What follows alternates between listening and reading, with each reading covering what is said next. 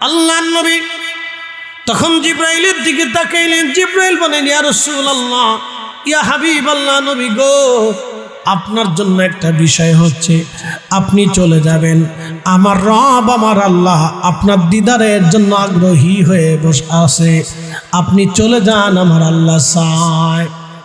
তখন আমার নবী বললেন, জিব্রাইল, আল্লাহ যেহেতু আমাকে চায়, আমার মাশউক যেহেতু আমার অপেক্ষা, জিব্রাইল তাহলে আর দেরি করব না, আমাকে তাড়াতাড়ি নিয়ে চলো, আমি আমার মাশউকের দিদারে রবের দরবারে চলে যাব, আমরাও চলে যাব আল্লাহর কাছে।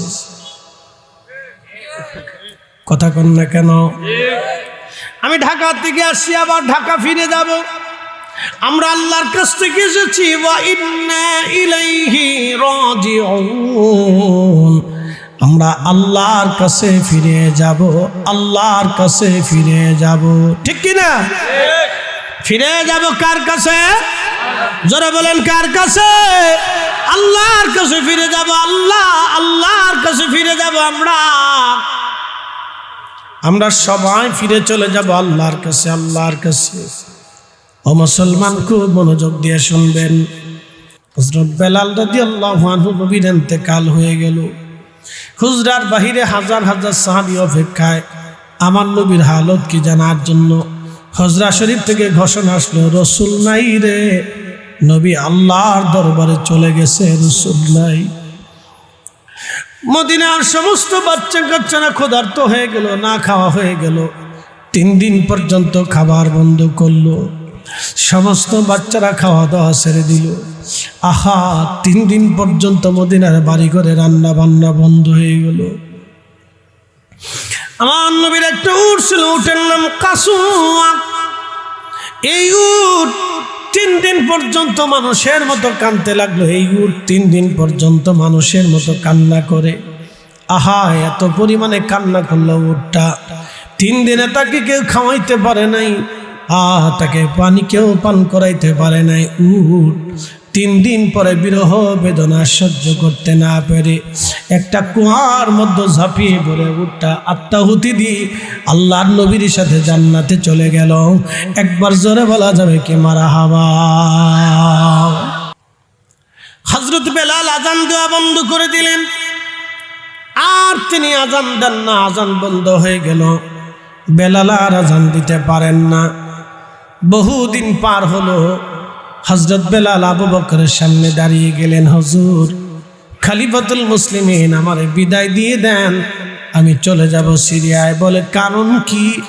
বলে, আমার আর মদিনা থাকা সম্ভব না। বন্ধু, খুব মনোযোগ দিবেন। কেন তিনি মদিনায় থাকতে পারেন না? বিরহ বেদনা তিনি সহ্য করতে পারতেন না। অন্যরা পারলেও তিনি পারেন না, তার কষ্ট হয়। বিদায় নিয়ে চলে গেলেন।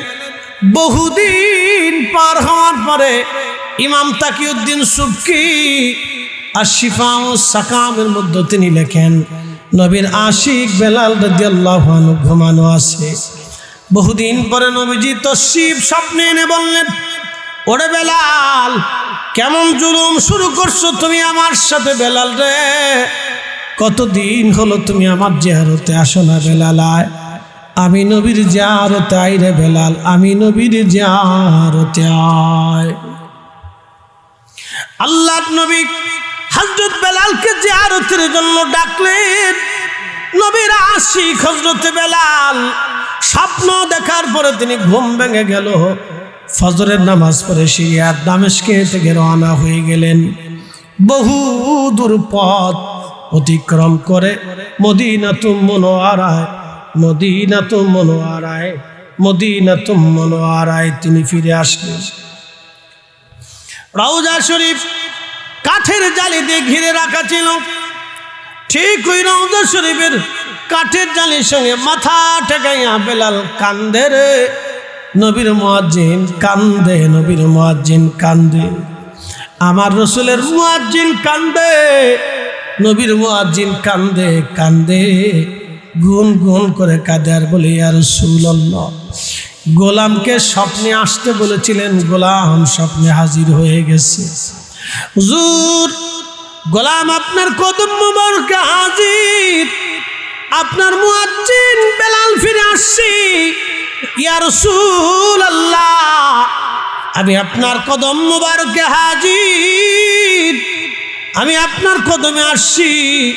হুজুর আপনি আসতে বলেছিলেন, আমি আসছি। নতুন মুয়াজ্জিন এসে দেখলো নবীর মুয়াজ্জিন বসে বসে কাঁদে।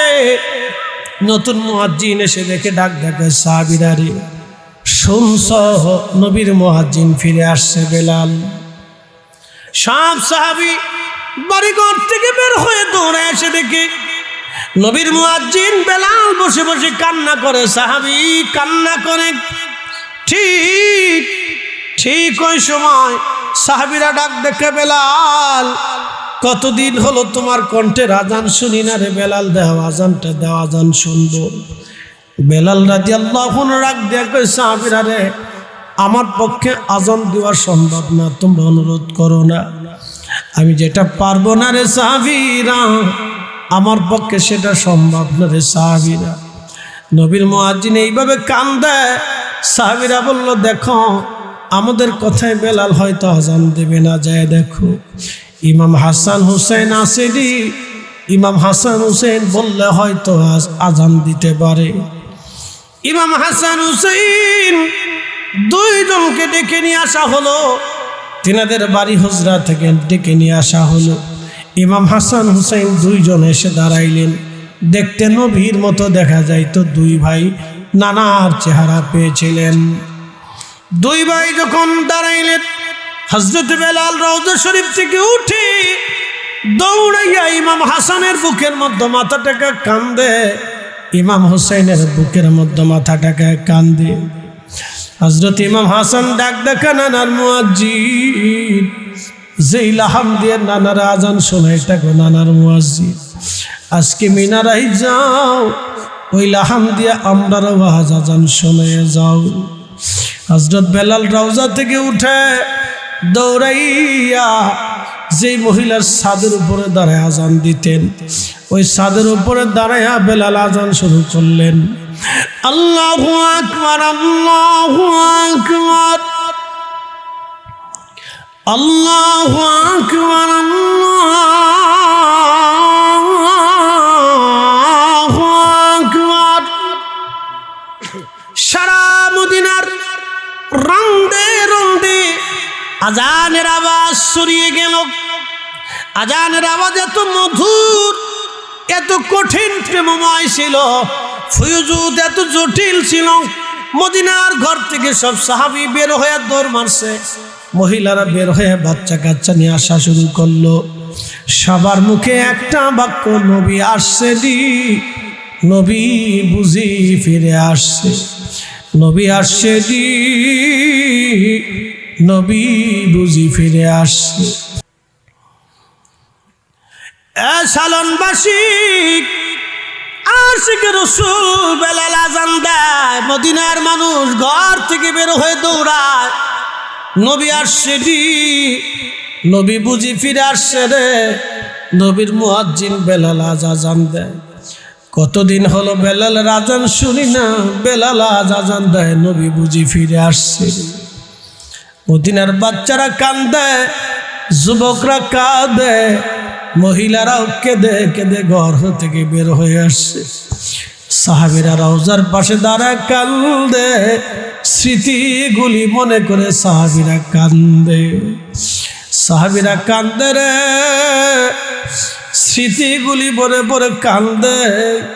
আমার নবীর স্মৃতি মনে করে করে করে সাহাবীরা কান্দে। কান্নার আওয়াজ ভারী হয়ে উঠল, মদিনার আকাশ পাতালগুলি কান্নায় মুখরিত হয়ে গেল। সব সাহাবীদের মুখে একটাই বাক্য, নবী আসছে জি, নবী বুঝি ফিরে আসছে রে। হযরত বেলাল যখন বলেন, আশহাদু আন্না মুহাম্মাদার রাসূলুল্লাহ,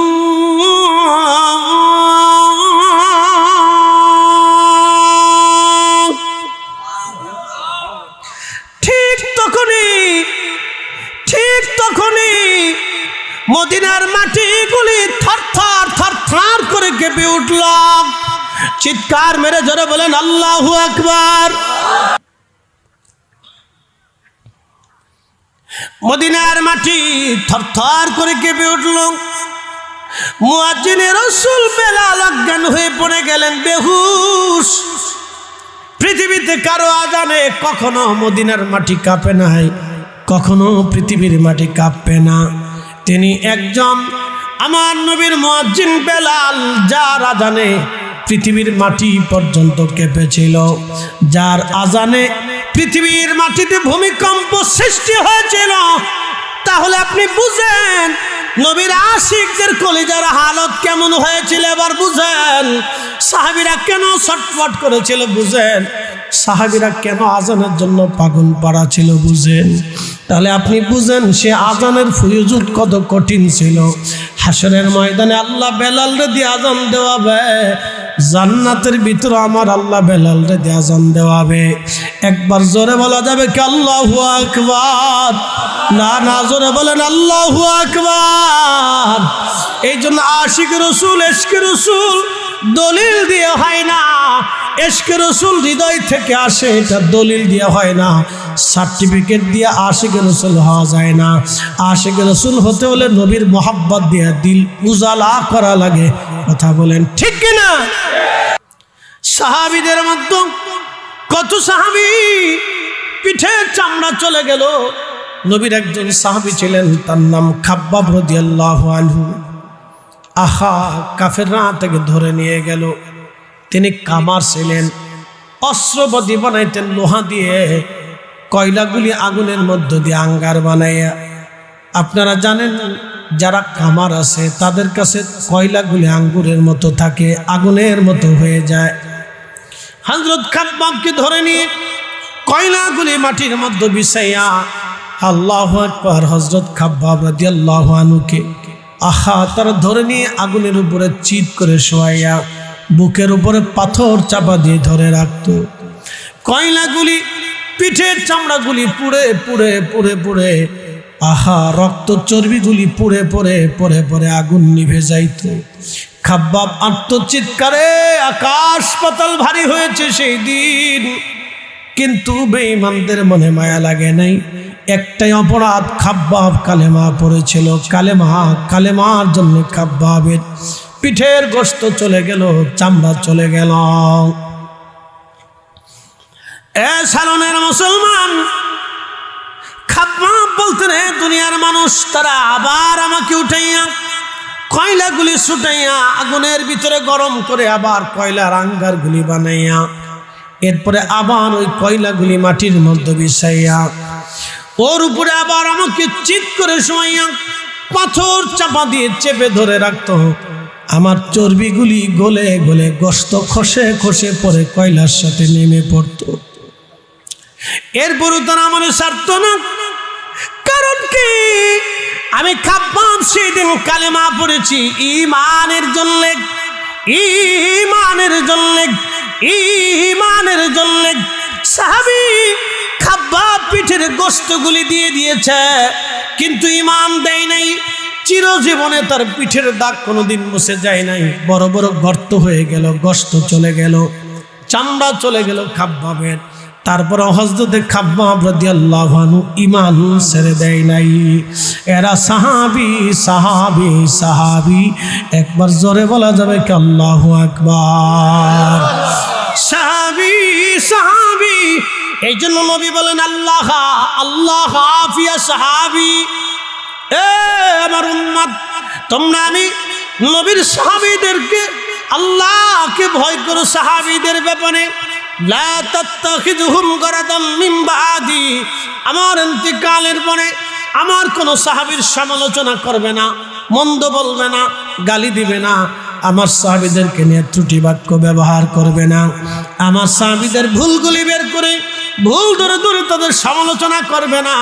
ফামান আহাব্বাহুম ফাবিহুব্বি আহাব্বাহুম।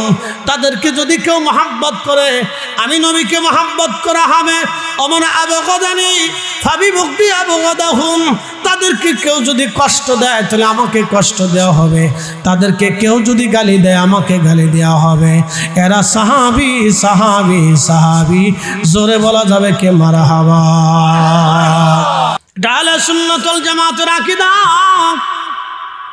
সাহাবীদের সমালোচনা করা যাবে না, আউলিয়া একরামের মন্দ বলা যাবে না। বলে হুজুর কারণ কি? বলে দিয়ে যাই, এই কোরআনের সূরা মুনাফিকের ভিতরে আমার রব আমার আল্লাহ আয়াতে কারিমা নাজিল করলেন। সূরা মুনাফিক আমার আল্লাহ বললেন, ভালো করে বুঝে যাবেন, ওয়ালিল্লাহিল ইজ্জাতু ওয়ালিরাসূলিহি ওয়ালিল মুমিনিনা ওয়ালাকিন্নাল মুনাফিকিনা লা ইয়ালামুন।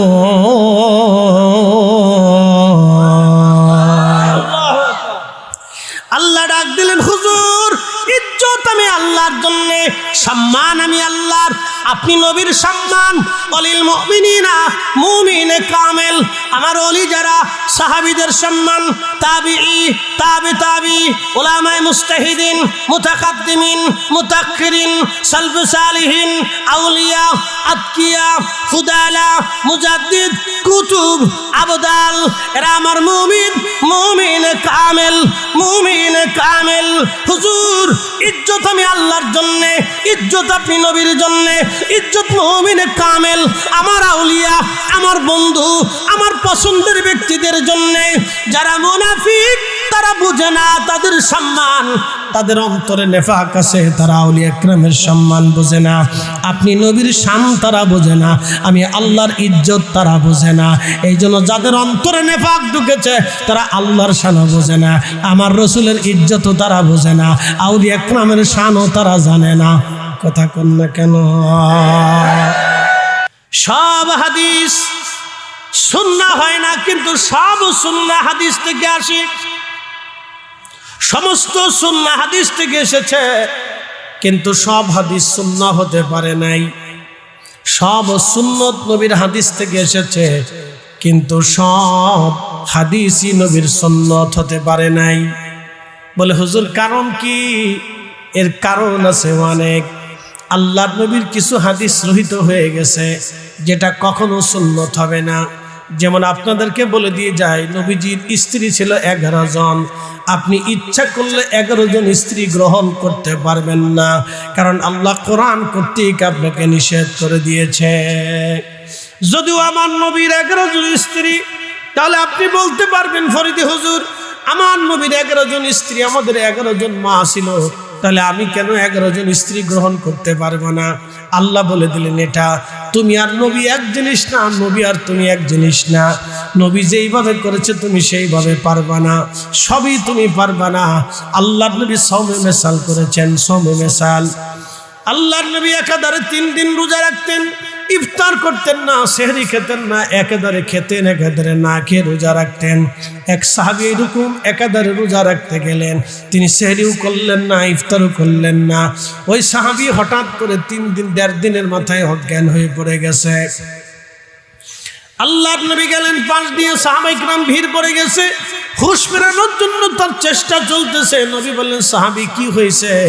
তখন সাহাবীরা বলেন, ইয়া রাসূলুল্লাহ, এই লোকটা আপনি যেইভাবে সওমে বেসাল করেন, আপনি খাওয়া দাওয়া বাদ দিয়ে রোজা রাখেন, আপনার অনুসরণে সেও খাওয়া দাওয়া বাদ দিয়ে রোজা রাখতে গেছে, কিন্তু আজকে অজ্ঞান হয়ে পড়ে গেছে। আল্লাহর নবী তখন ধমক দিয়ে বলেন, আইয়ুকুম মিসলি, তার মানে যেই রোজা আল্লাহর নবী, এই রোজা আপনি রাখতে পারবেন না। আপনাকে ইফতার করতে হবে, সেহরি করতে হবে। সওমে বেসাল আপনার জন্য সুন্নত হলো না, কিন্তু সুন্নত হলো আপনাকে সেহরি খাওয়া। কি খাওয়া? জোরে কর না, জোরে বলে। আপনার হচ্ছে সেহরি খাওয়া, ইফতার করা হলো সুন্নত। আপনি এখন এই সুন্নত বাদ দিয়ে যদি সওমে বেসাল করেন, আপনার সুন্নত আদায় হবে না। এই জন্য সব হাদিস মানা যাবে না। সব সুন্নতি হাদিস হয়, হাদিস থেকে সব সুন্নত বের হয়ে আসে, কিন্তু সব হাদিস সুন্নত হয় না। এ মুসলমান, খুব মনোযোগ দিয়ে কথাগুলি শুনে যাবেন। আমার নবীর 11 জন স্ত্রী ছিল, আমাদের 11 জন মা। কিন্তু এই কোরআনে সূরা নিসার 3 নম্বর আয়াতে আমার আল্লাহ বলে দিলেন, মাসনা সুলাসা রুবা, তোমরা 4টে পর্যন্ত স্ত্রী গ্রহণ করতে পারবা, এরপরে আর একটা স্ত্রী গ্রহণ করতে পারবা না। একসাথে এক মুহূর্তে 4 জন স্ত্রী তুমি সর্বোচ্চ রাখতে পারবা। একই সাথে 4 জন স্ত্রী তুমি রাখতে পারবে, এর অধিক তুমি পারবে না। তবে রাখতে পারো, শর্ত হলো যদি তুমি সমতা রক্ষা করতে পারো, ইনসাফ প্রতিষ্ঠিত করতে পারো, তাহলে 4 জন তুমি রাখবা, নতুবা একজনই তোমার জন্য ভালো। প্রিয় উপস্থিতি হাজিরিন, এই কোরআনের 40টা আয়াতের মধ্যে যেখানে আল্লাহ সেখানে আমার আল্লাহ তার রাসূলের নামটা লিখে দিলেন।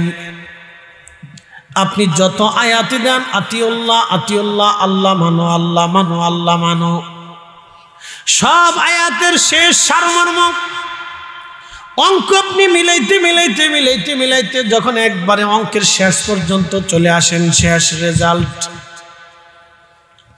অঙ্ক মিলে শেষ পর্যন্ত যেটা মিলল সেটা আল্লাহ বলে দিলেন, মাইয়ুতির রাসূল ফাকাদ আতা আল্লাহ। ও আমার হাবিব, আপনি উম্মতকে জানায় দেন, আপনি নবীর ইত্তেবা হলে আমি আল্লাহর ইত্তেবা হয়ে যায়। আপনি নবী মানলেই আমি আল্লাহ মানা হয়ে যায়। আপনাকে ভালোবাসলেই আমি আল্লাহ ভালোবাসা হয়ে যায়। আমাকে ভাইরা অনুরোধ করেছে হযরত বেলালের জীবনী শোনার জন্য। আমি জানি প্রত্যেক ওয়াজে গেলে আমাকে সে সাবজেক্টটা দিয়ে দেয়, হুজুর একটু বেলালের ওয়াজ আপনি শোনাবেন। আমি এটাও জানি হৃদয়ের গভীর থেকে রাসূলের মহব্বতের কারণে কথাগুলি আপনারা বলেন, কারণ নবীজির অসংখ্য সাহাবী, 1.25 লক্ষ সাহাবী ছিলেন। 1.25 লক্ষ সাহাবীর মধ্যে নবীর একজন মনোনীত মুয়াজ্জিন ছিলেন। 1.25 লক্ষ সাহাবীর ভিতরে নবীর একজন মনোনীত কারি ছিলেন। 1.25 লক্ষ সাহাবীর ভিতরে নবীজির 10 জন মনোনীত সাহাবী ছিলেন। এরকম বিশেষ বিশেষ সাহাবীদের কথা আল্লাহর কোরআনে, নবীর হাদিসে, নবীর জীবনে, সাহাবীদের জীবনের ভিতরে এসেছে। এই বিশেষ বিশেষ সাহাবীরা বেশি বেশি সম্মানিত, এক একজন এক একটা কারণে সম্মানিত হয়েছেন। হযরত বেলাল একভাবে সম্মানিত, হযরত আবু বকর অন্যভাবে সম্মানিত, হযরত ওমর আর একভাবে সম্মানিত, হযরত উসমান আর একভাবে সম্মানিত, হযরত আলী আর একভাবে সম্মানিত, হযরত ইমাম হাসান আর একভাবে সম্মানিত, হযরত আবু হুরায়রা আর একভাবে সম্মানিত। নবীর যত সাহাবী ছিলেন, খালিদ বিন ওয়ালিদ আর একভাবে সম্মানিত।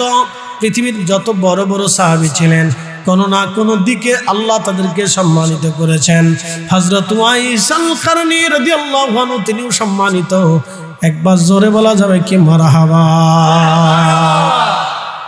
মেহশরের কঠিন মাঠে একদল মানুষ চেহারা উজ্জ্বল হয়ে থাকবে। কোরআন আল্লাহ বলেন, ইয়াউমা তাবিয়াদ্দু উজুহুন ওয়া তাসওয়াদ্দু উজুহুন ফাআম্মাল্লাযীনা সাওয়াদ্দাত উজুহুহুম। আমার রব আমার আল্লাহ বললেন, কিয়ামতের ময়দানে একদল মানুষের চেহারা থাকবে উজ্জ্বল, দেখলে বোঝা যাবে তারা আল্লাহর জান্নাতি। ইবনে আব্বাস যিনি রাইসুল মুফাসসিরিন, পৃথিবীতে যত মুফাসসির কিয়ামত পর্যন্ত আসবে, ইবনে আব্বাসের মতো এত বড় মুফাসসির কোনো মা আর কোনোদিন জন্ম দিতে পারবে না। ইবনে আব্বাসের তাফসীর থাকবে আর এক পাশে, পৃথিবীর সব মুফাসসিরদের তাফসীর থাকবে আর এক পাশে। সবার তাফসীরকে ছেড়ে সমস্ত তাফসীরকে বাদ দিয়ে দিতে হবে, ইবনে আব্বাসের তাফসীরকে মেনে নিতে হবে, কারণ উনি রাইসুল মুফাসসিরিন, আল্লাহর নবী কর্তৃক শনাক্ত মুফাসসির। একবার জোরে বলা যাবে কে মারহাবা। প্রিয় ভাই আমার, খুব মনোযোগ দিবেন। এরপরে আল্লাহ রাব্বুল আলামিন বলতেছেন, ওয়া তাসওয়াদ্দু উজুহুন, অনেকগুলো চেহারা মলিন হয়ে থাকবে। তারা কারা? ইবনে আব্বাস বলেন, আহু মাহলুল বেদা ওয়াল গুমরা, তারা বেদাতি দল, গুমরাহি দল। বেদাত 2 ধরনের হয়, একটা বেদাত হলো আল বেদাতু ফিল ইতিকাদ, আকীদাগত বেদাত, আর একটা হচ্ছে আল বেদাতু ফিল আমাল, আমলি বেদাত।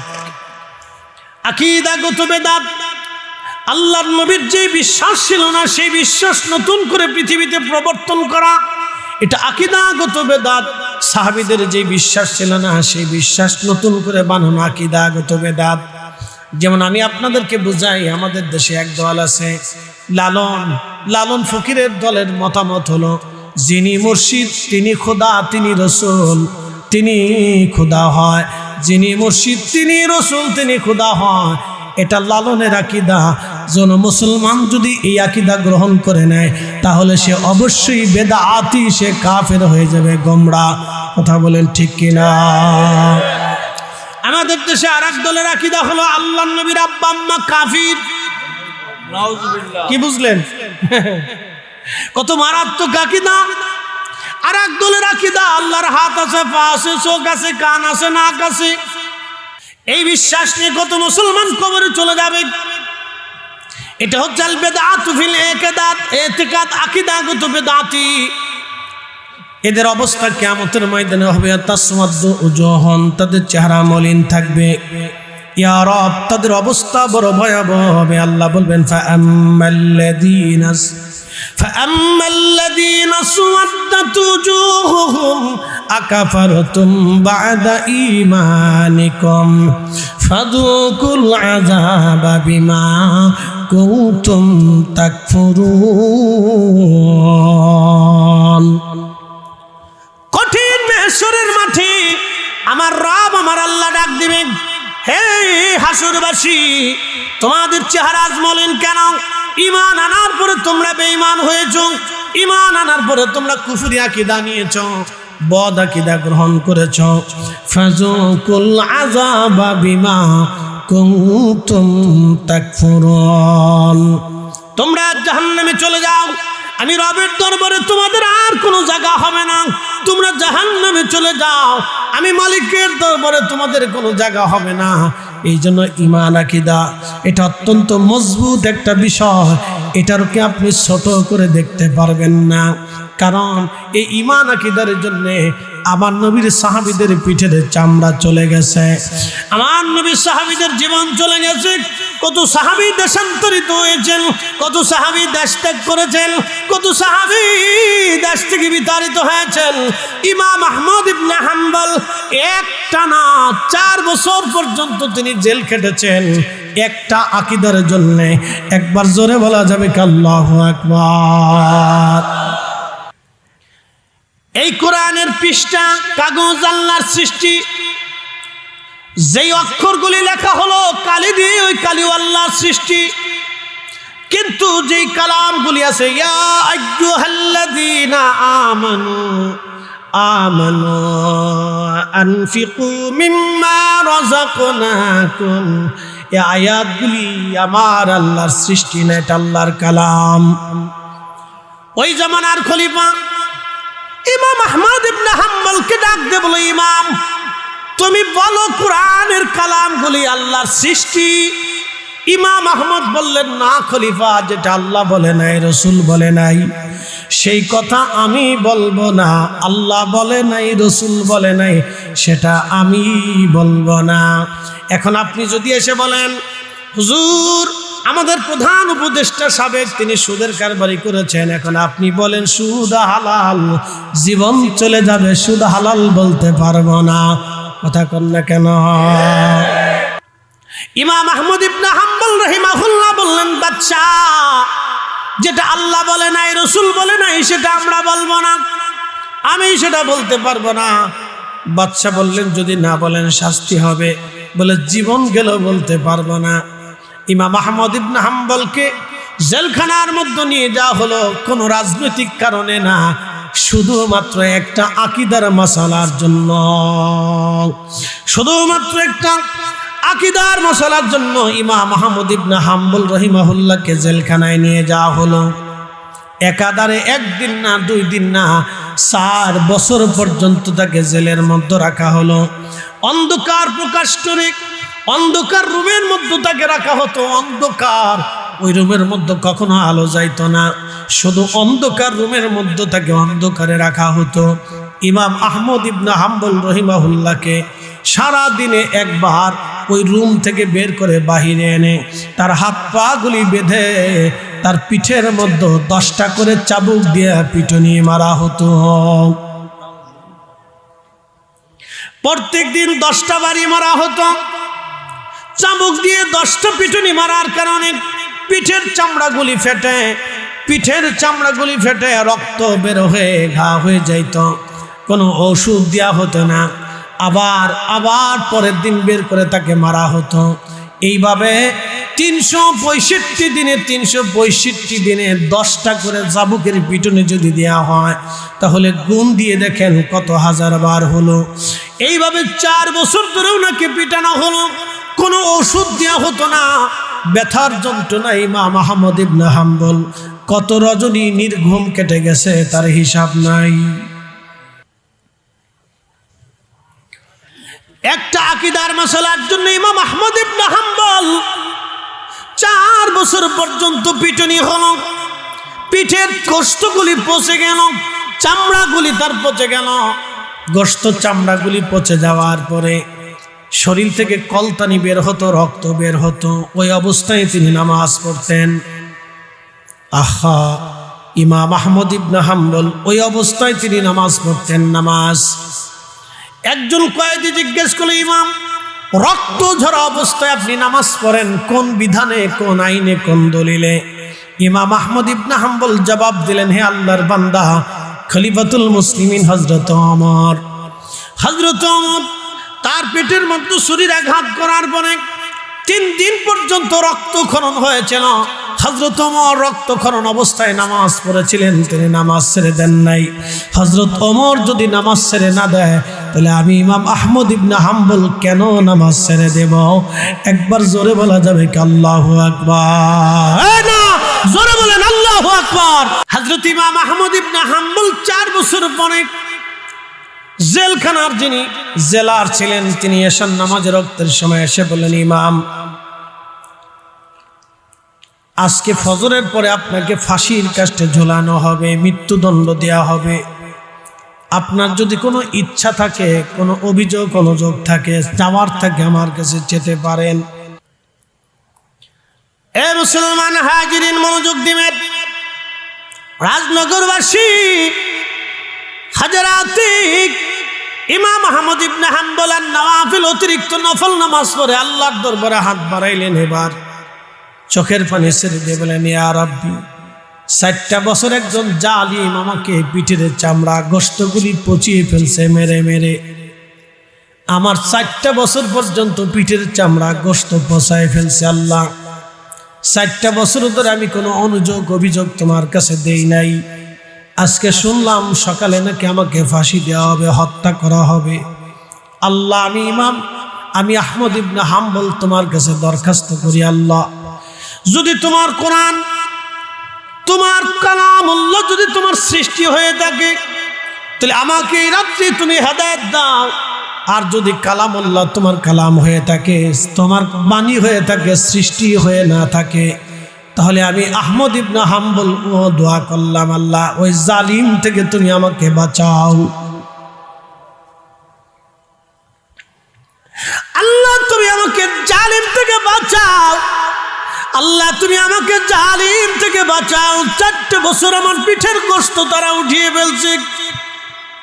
4 বছর আমি তার বিরুদ্ধে একটা দোয়াও তোমার কাছে করি নাই। আল্লাহ, 4 বছর পরে হাত বাড়াইছি।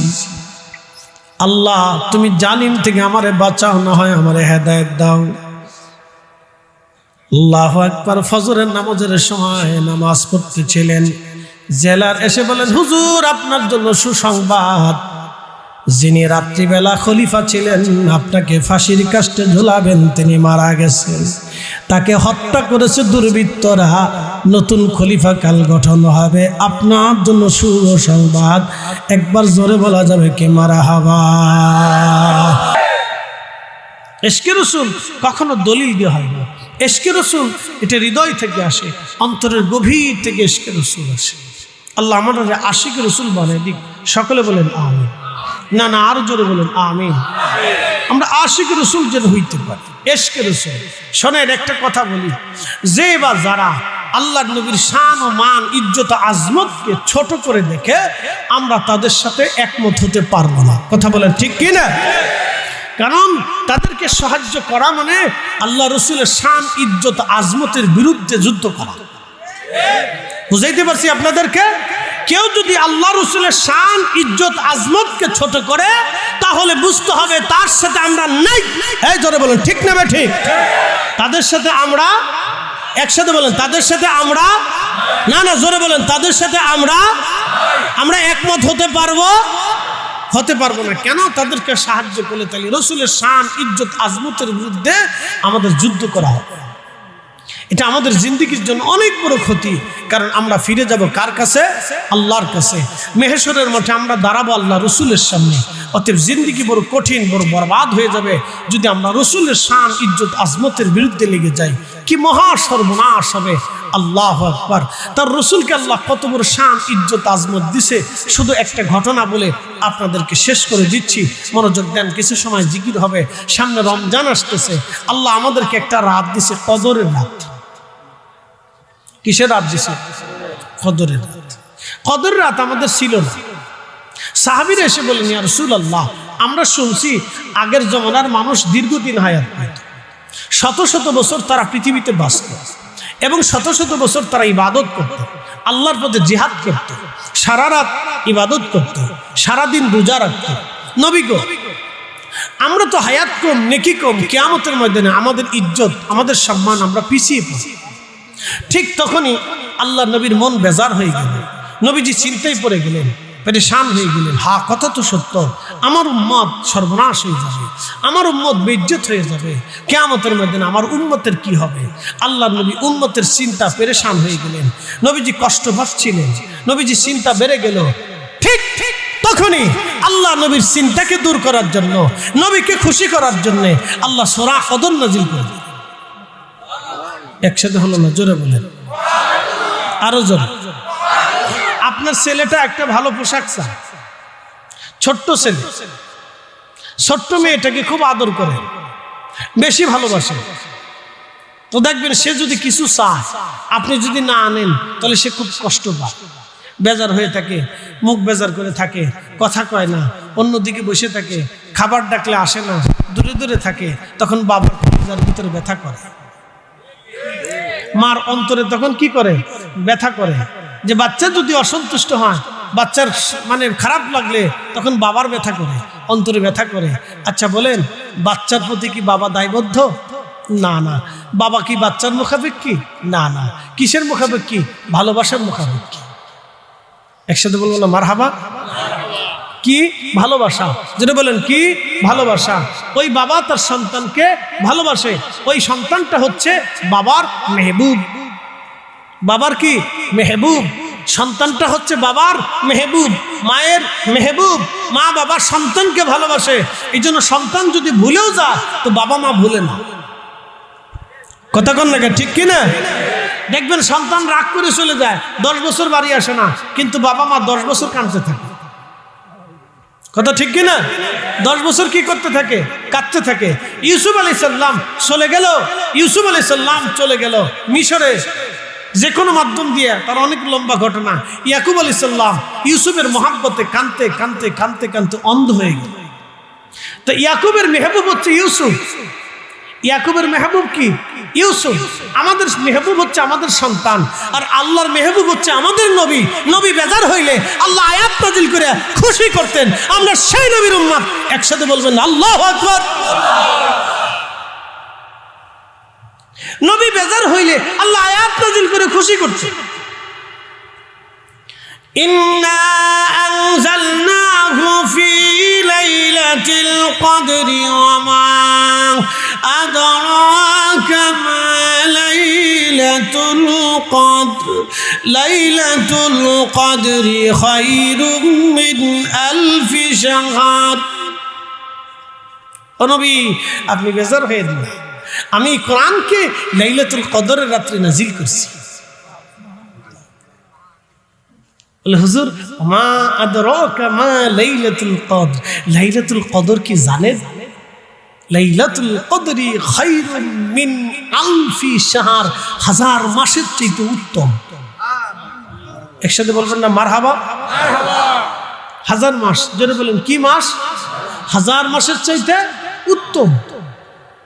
1000 মাসের চাইতে উত্তম। আপনার উম্মত এক রাত্রি ইবাদত করবে, আমি 1000 মাসের চাইতে বেশি দিয়েছি। জোরে জোরে জোরে জোরে। এই বোনাস কি আমাদের না মুসা নবীর? জোরে কোন? 1.5 লক্ষ নবীর উম্মত হইলে এই মর্যাদা পাইতেন না। শুধু এই নবীর উম্মতের কারণে আল্লাহ আমাদেরকে এই মর্যাদা দিছে। এই জন্য আল্লাহর মেহবুব হচ্ছে নবী। নবীজি কোনো কারণে বেজার হইলে আল্লাহ আয়াত নাজিল করে সাথে সাথে নবীকে খুশি করতেন। নবী হাসতেন, আনন্দিত হতেন। একসাথে বলবেন না মারহাবা? মেহবুব। জোরে বলেন কি? জোরে বলেন কি? মেহবুব মেহবুব মেহবুব মেহবুব, হাবিব হাবিব হাবিব হাবিবুল্লাহ হাবিবুল্লাহ। এই জন্য ওনার ইজ্জত আজমতে কেউ যদি হাত দেয় আমরা তাকে কখনো মানতে পারবো না। এটা কখনোই অসম্ভব, ভুলেও।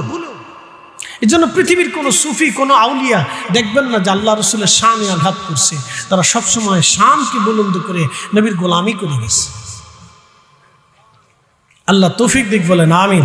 আমরা যেন বুঝি। প্রিয় উপস্থিতি, আমার দূরের যাত্রা আপনাদেরকে এক টানা নীতি দীর্ঘ আলোচনা শুনিয়েছি। যা শুনতে চেয়েছেন তা শুনিয়েছি। কিছু সময় আল্লাহর জিকির হবে, একটু জবান খুলে। এজন্যই হবে আমরা বেশি জিকির করব, অধিক পরিমাণে, সকাল সন্ধ্যায়। আকসিরু যিকরাল্লাহি হাত্তা ইয়াকুলু মাজনুন। যদিও হাদিস জয়ীফ, কিন্তু নবী বললেন তোমরা অধিক পরিমাণে জিকির করো যেন মানুষ তোমাদেরকে পাগল মনে করে। আসলে জিকির করবো কার? আল্লাহর। অধিক পরিমাণে জিকির করলে কাল্ব জিন্দা হয়, কালবে জিকির পয়দা হয়। তখন মৃত্যুর সময় অটোমেটিক আল্লাহর পক্ষ থেকে জিকির চালু হয়ে যাবে। আল্লাহ আল্লাহ আল্লাহ আল্লাহ আল্লাহ আল্লাহ আল্লাহ আল্লাহ। এই জন্য অধিক পরিমাণে জিকির করবেন।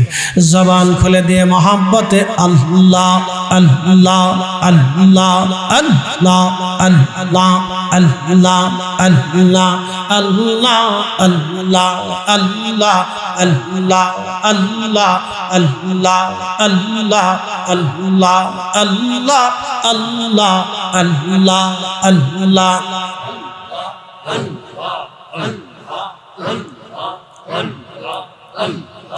আল্লাহ তোমার লীলা कहला কেউ বোঝে কেউ বোঝে না। আল্লাহ আল্লাহ কাউকে রাখো গাছ তলাতে, কাউকে রাখো বাগানে। আল্লাহ কাউকে রাখো গাছ তলাতে, কাউকে রাখো বাগানে। আল্লাহ তোমার লীলা कहला কেউ বোঝে কেউ বোঝে না। আল্লাহ আল্লাহ আল্লাহ।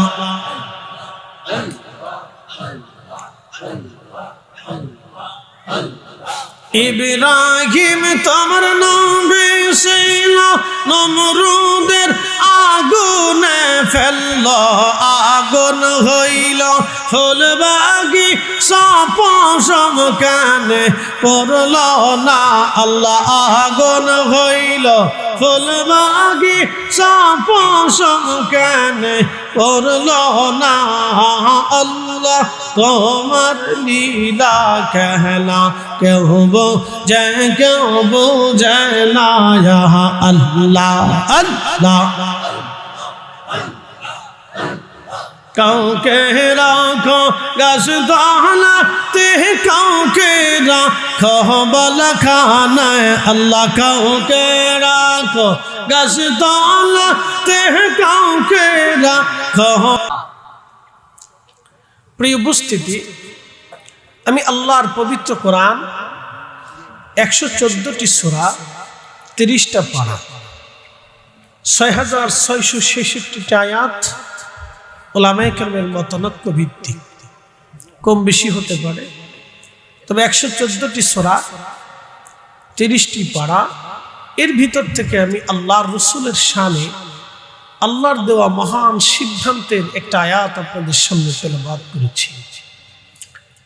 সেই আয়াতের উপরে পর্যালোচনা ভিত্তিক আয়াতের উপরেই সামনের দিকে আগাবো, যদি আল্লাহ আমাকে তৌফিক দান করেন। প্রিয় ভাই, আমার সামনে মহাগ্রন্থ আল্লাহর কোরআন, যে কোরআন শরীফটা আল্লাহর পক্ষ থেকে তার রাসূল করিমের কলবে 23 বছরের জীবনে আল্লাহ নাজিল করেছেন। এই কোরআনের সবচেয়ে নিকটবর্তী ছিলেন হযরত সাহাবায়ে কেরাম, আল্লাহ রাসূলের মেহবুব সাহাবায়ে কেরাম।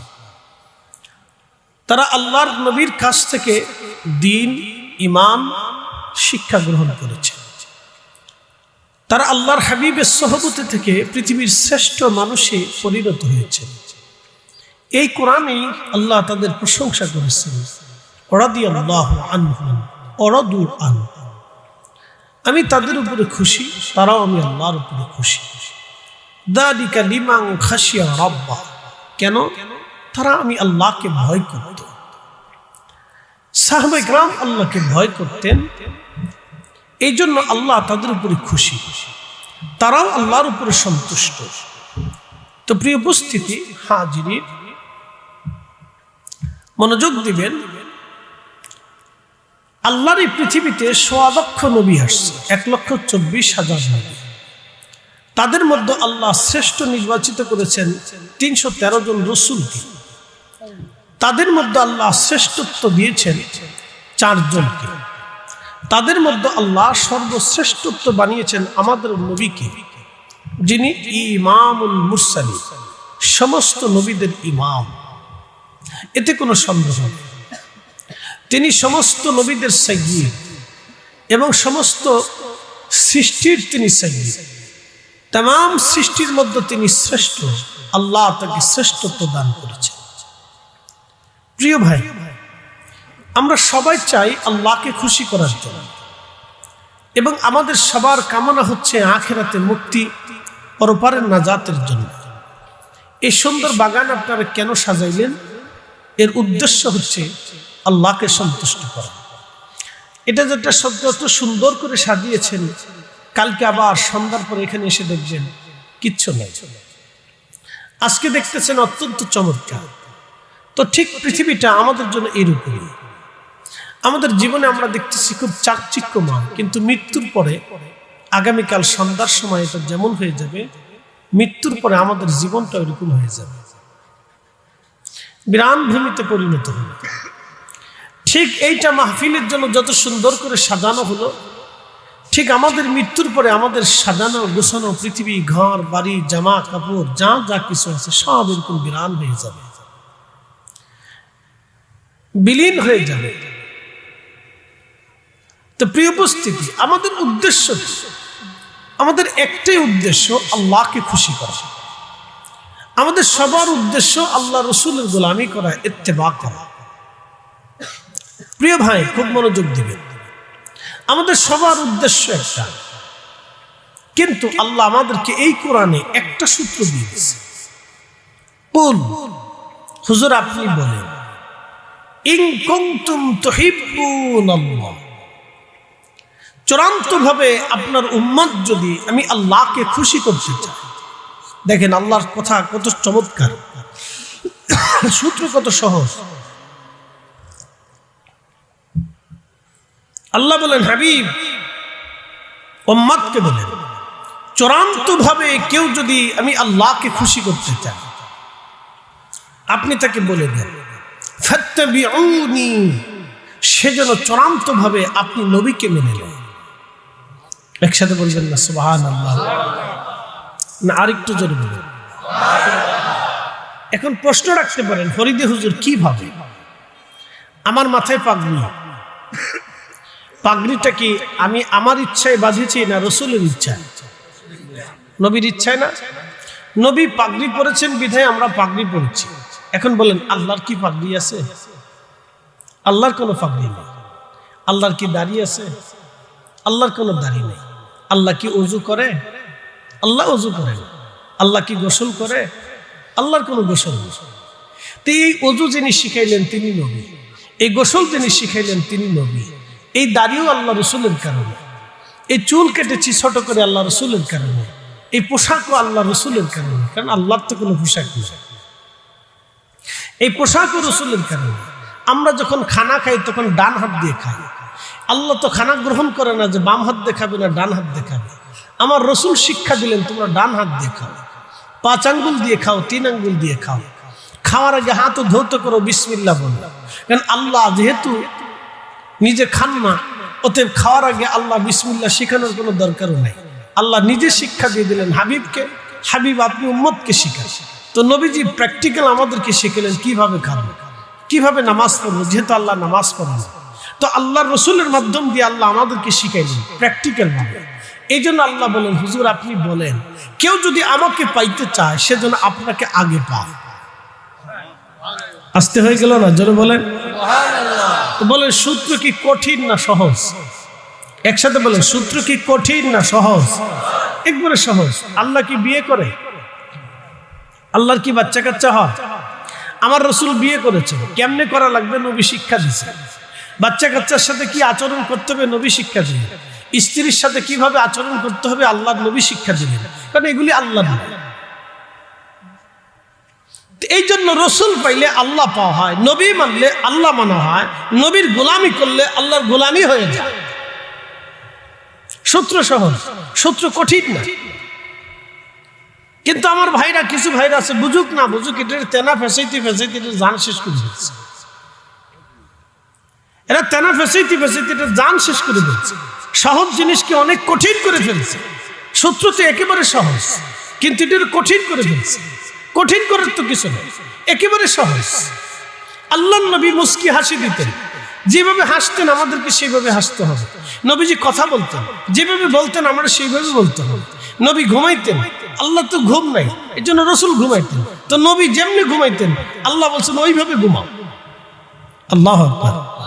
না না, জোরে বলে, আরো জোরে। আল্লাহ কি পায়খানা পেশাব করে?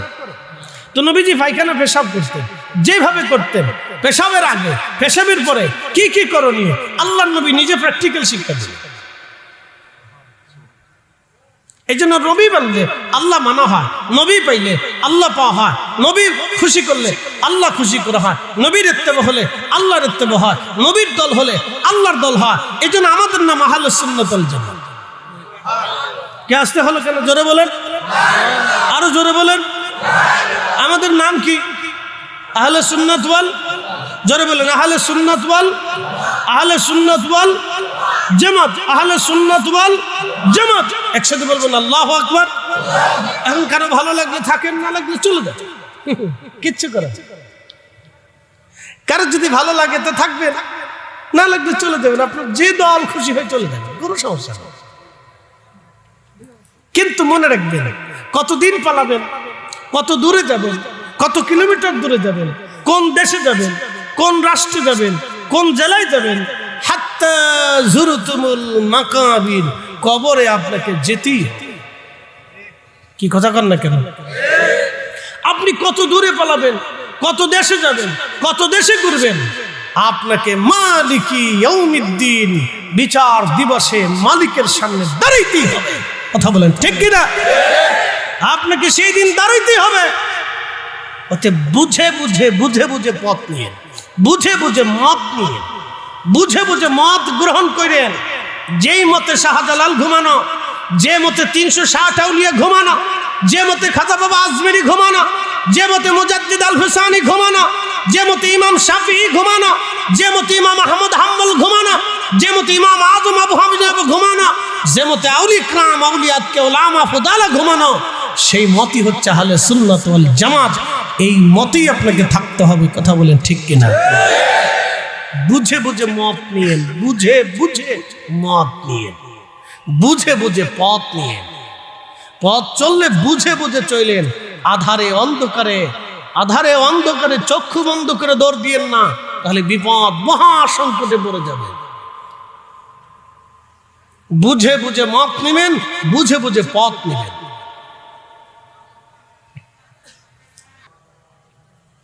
মারহাবা কইলেন না আপনারা? এখন সৌদি আরবের বাচ্চাদের মতো চিন্তা করেন, যদি ৩৫টা বিয়ে করবো, তাহলে বাকি 60টার পরে যত বউ সব কটা হারাম।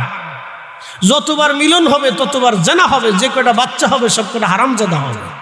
কি বুঝলেন? এই আমি বলি না কোরআন বলে? একসাথে কর না, আমি বলি না কোরআন বলে? জোরে বলেন, আমি বলি না আল্লাহ বলে? আমার সিদ্ধান্ত না আল্লাহর সিদ্ধান্ত? সূর্য যার সিদ্ধান্তে চলে তার সিদ্ধান্ত জানাইছি, চাঁদ যার সিদ্ধান্তে চলে আমি তার সিদ্ধান্ত জানিয়েছি, জমিন যার সিদ্ধান্তে চলে আমি তার সিদ্ধান্ত জানিয়েছি, শীত যার সিদ্ধান্তে আসে আমি তার সিদ্ধান্ত জানিয়েছি, तमाम সৃষ্টি যার সিদ্ধান্তে চলে আমি তার সিদ্ধান্ত জানিয়েছি। একসাথে বলবেন আল্লাহু আকবার।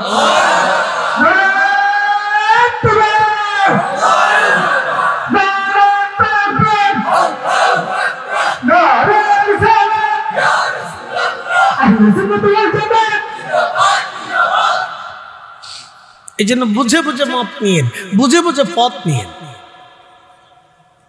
বুঝে বুঝে মত নিয়েন, বুঝে বুঝে পথ নিয়েন, তা না হলে মহা বিপদ। এই বিপদের কোনো শেষ নেই, এই বিপদের কোনো বাপমা নাই। ইয়া রাব্বি, কঠিন মেহেশরে যদি একবার আসামি হয়েই যান কি সর্বনাশ হয়ে যাবে। আর যদি রসুলের দরজা থেকে বিতাড়িত হয়েই যান তাহলে তো আরো সর্বনাশ।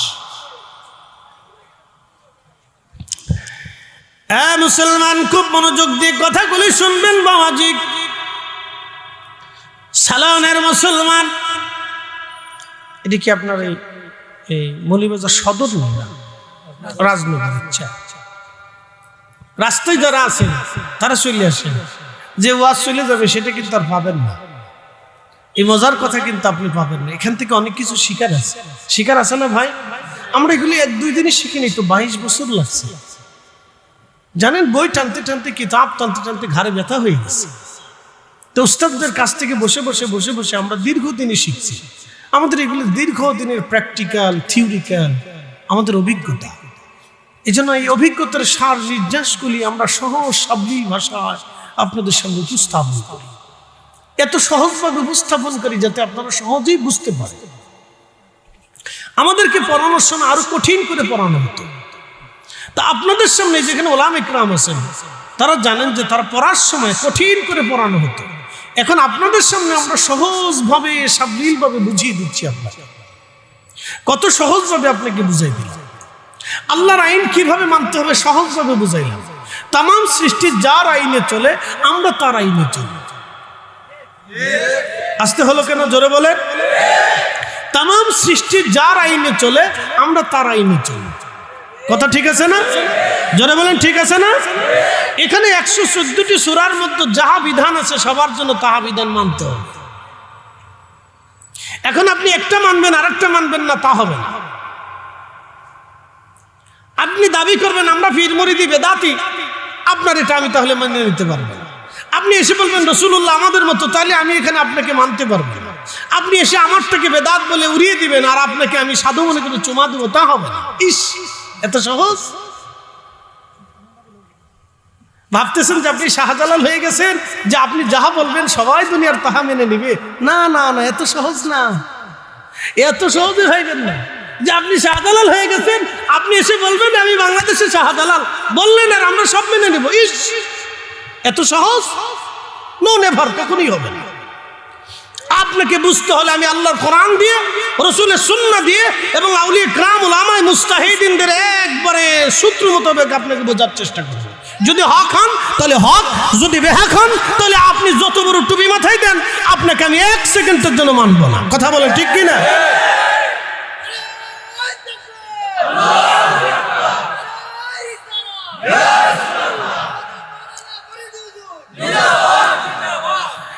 আল্লাহু আকবার ওয়ালিল্লাহিল হামদু বিসমিল্লাহির রাহমানির রাহিম।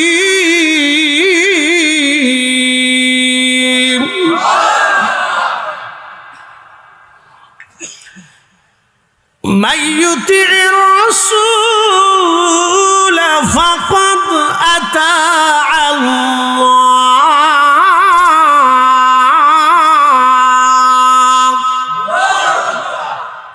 আল্লাহর কোরআন কত চমৎকার।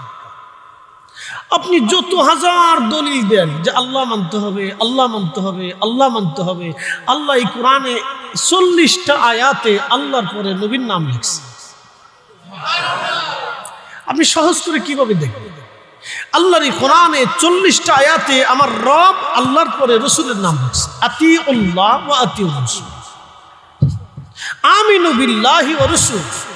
দেখেন কি চমৎকার, যেখানে আল্লাহ তারপরেই রাসূল, যেখানে আল্লাহ তারপরেই রাসূল, যেখানে আল্লাহ তারপরেই রাসূল।